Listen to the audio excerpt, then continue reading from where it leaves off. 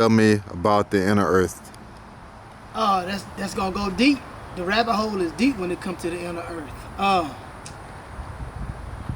In order to get like real good, a good foundation of the inner earth, we about to go to Egypt. The Egyptians talked about Amenti.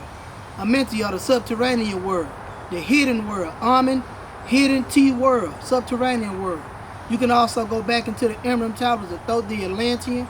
You can get the translation by Maurice Durrell where he talks about inside these Emerald tablets, Thoth the Atlantean will go into the halls of Amenti, aka the subterranean world. He will regenerate his Atlantean body to the point to where it will never die. They have like this internal sun, or they have a sun which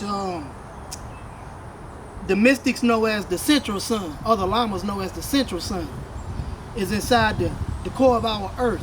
It's like the nucleus of our earth. And once you're in the light spectrum of this sun, the central sun, your body is able to regenerate itself immensely.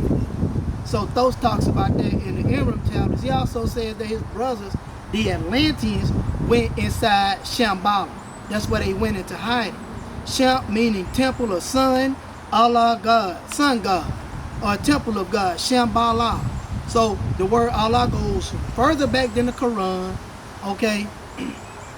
Some people have different interpretations of the word Shambhala, but when you go to the ancient order of Melchizedek, which is the Atlantean priesthood, you find out that it's talking about the temple of God. So inside the inner earth, we have these beings that are far superior than earthmen today that live on the surface. The people that live inside of the inner earth are what they call Shambhala, which is actually Shambhala is the capital city. There's Shambhala Lesser and Shambhala Major inside the inner earth. But the whole area of the inner earth is called Agartha, or Agarthi. It means the land of the advanced races. So all these civilizations that we thought extinct and went away, they are actually preserved inside the earth. All of the ancient major civilizations that had high technology, high spirituality, it just didn't die off. It was preserved like a guarded pearl. Okay? So this is why the Atlanteans gave the information to the Egyptians, and they preserved it in the mystery schools during the time of Kemet, or when black people ran the globe. So all that information has been stored. So now you can also go to the Tibetan Lamas. The Lamas talk about the inner earth, where you can get the book by Gerald Osendawaski or Oskawski. I really can't say the last name, but it's some shit like that. The book is called Beasts, Men, and Gods. Okay? And in the book he talk about there was a time when the people of the inner earth, if they would reveal any secret concerning the king of the world that lives inside the inner earth, their tongues was cut out their mouths. All of this is in the book Beasts, Men, and Gods by Ferdinand Osendawaski. I might be saying that last name wrong, but you get the point. But anyway, he talks about inside this inner earth, these buildings are made out of crystals. All of the houses that these people live in are in circle formation. No building is built like in a square like our buildings are. Okay? Every building is made out of crystal. So it's high frequency. Not only that, he talks about Port Lagos, this library. The library has information from different planets, different dimensions, and all this information is stored inside these crystals. These crystals are actually their books. So you can take one slab of a crystal, sit it inside like a projector, and it show you everything that's in the book. It's like looking at a movie. You literally don't even have to read it. But books that we have today, like we open up and turn pages, to the people that live inside the earth, it's like antique. They are far surpassed that type of knowledge. Boats and airplanes, that's like antiques to them. They just sit that shit down and people look at it as like a model. But now the inner earth, when you go into like with the lamas in Tibet, like Tuesday Love Saint rapper, he wrote a book called Twilight, where he talked about the inner earth, the king of the world that lives in the garden. But he rules inside of Shambhala. This king of the world has power to destroy a planet with his mind. He has power to separate the molecules from the air and cause our oxygen to turn into flames, and everybody would die instantaneously. This is the power that he has. Now, if you read inside Beast Men and God by Gerald Austin Nowaski, he tells you that the Chotan Bailey, a lama named Chotan Bailey, revealed, a Mongolian lama, revealed to him about the inner secrets of the king of the world, or the inner earth, what the Christians call hell. He said, now that the time has come, the time has came for the public to know the truth about the inner earth. But at one time, like I said, if anybody revealed any secrets concerning the inner earth, their tongues will be cut out their mouths. Okay, but he says that there are some people that live in the inner earth that have splits. They have like a split tongue, like a snake. It's split, and they're able to speak 2 languages at one time. All this is in the book, Beast Men and Gods. He also says that when the king of the world, the Brianga, that's the word they use for him, the king of the world, the Brianga, once he comes on the surface, everything in nature stops. The wind stops blowing, the birds stop chirping, the bees stop buzzing. Everything just comes to a halt because his power and radiance is felt all over the world. He's not just considered the king of this world, he's considered the king of the worlds, the Lord of the worlds. The Quran called him the Lord of the worlds. Okay? The Bible called him the Son of Man, but the Lamas call him the king of the world, or the Brianga. They said that once he comes on the surface, everything in nature just stops. It also says that inside his resting abode, he has what we would say today something like a TV. He's able to see on his projector every planet in the universe just with his mind. He's able to see what they're doing. He's able to witness their rise, their fall, what they're doing, their inner secrets. So nothing is hidden from this king of the world that lives in what Christians call hell. But actually, there are so many black people, what we call today black people, which are natives or the original man on the planet, that live inside of aka hell, Shambhala, okay? Agartha, the land of the advanced races. So this is why to the Caucasian, the Europeans is considered hell, because this is where all of the ancient dark-skinned, melanated black natives on the planet went.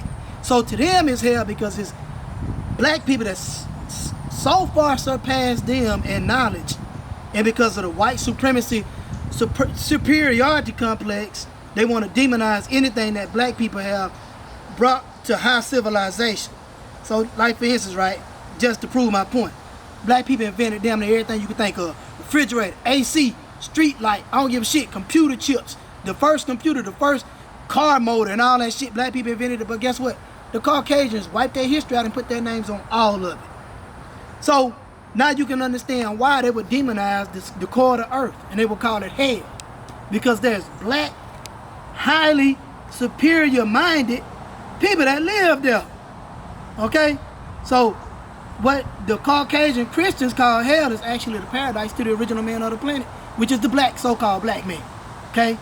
So also inside of this inner earth, we have a initiation process where these highly advanced scientists, I would say, for every city in Agartha or the inner earth, there is a spiritual being that governs that certain area. Like the Catharines, there's one that governs those. Like the people that live in Mount Shasta, or the Lemurian people that live in the inner earth. They all work with the Melchizedek priesthood, which is in direct contact with the Sirius. So the capital city, Agartha, is an outport for the Sirius. But a lot of people don't know nothing about that shit. That's the connection from the Quran to the inner earth, or the king of the world. Because if you go to the Quran, it talks about the star. It tells you that Allah, is the Lord of Sirius. Now, if you know anything about Sirius, you know that the ancients pay high homage to Sirius.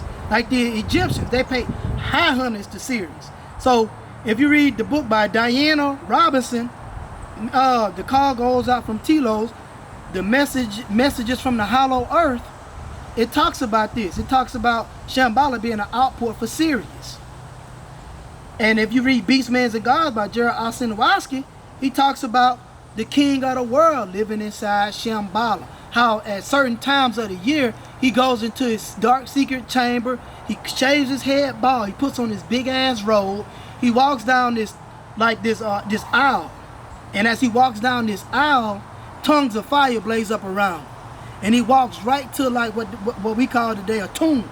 But this tomb is embalmed his predecessor. The tomb is made out of black marble, but right above it there's a clear layer where he can see his predecessor, and the predecessor looks just like he did, as if he's asleep. So their embalming method is far superior than ours. So he's able to draw from the ethers. He's able to get right into connection with his predecessor that's in a higher dimension, and he's able to channel his thoughts, and they work in harmony with each other.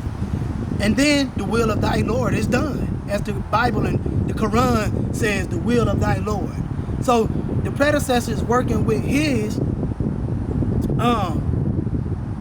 now king of the world that sits in his seat, because the king of the world is literally a title.